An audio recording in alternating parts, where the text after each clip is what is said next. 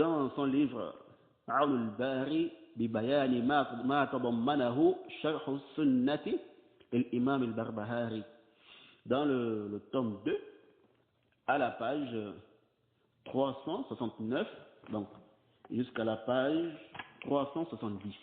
Non. Donc ici quelqu'un pose la question au Cheikh Rabi' hafidahullah, il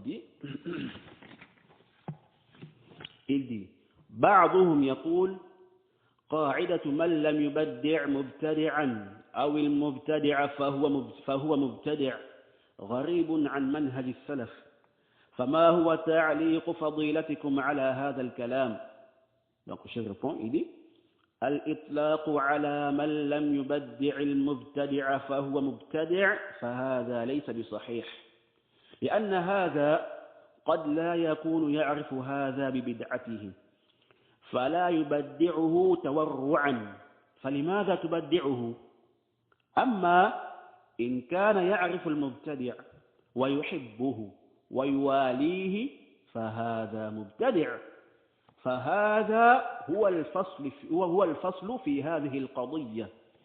يعرف أن هذا مبتدع ويناصره ويحارب أهل السنة والجماعة هذا مبتدع لا شك.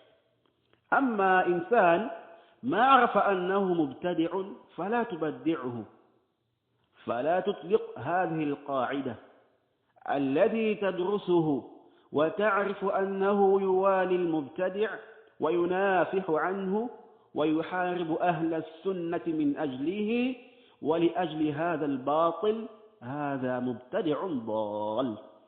أما إنسان لا يعرف أن هذا مبتدع فانصحه وبين له أنه مبتدع فإن انتهى وإلا فألحقه بصاحبه المبتدع.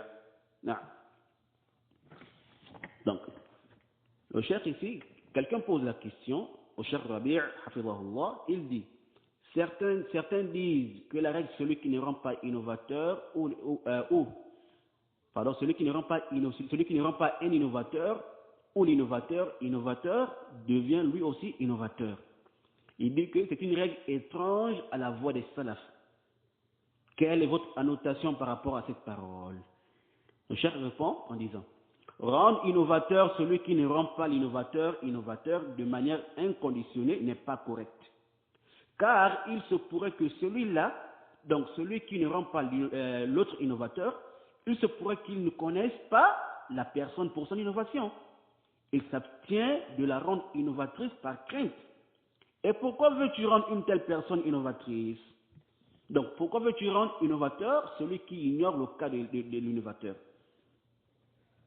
Par contre, s'il connaît l'innovateur et qu'il l'aime et qu'il s'allie à lui, alors celui-là est un innovateur.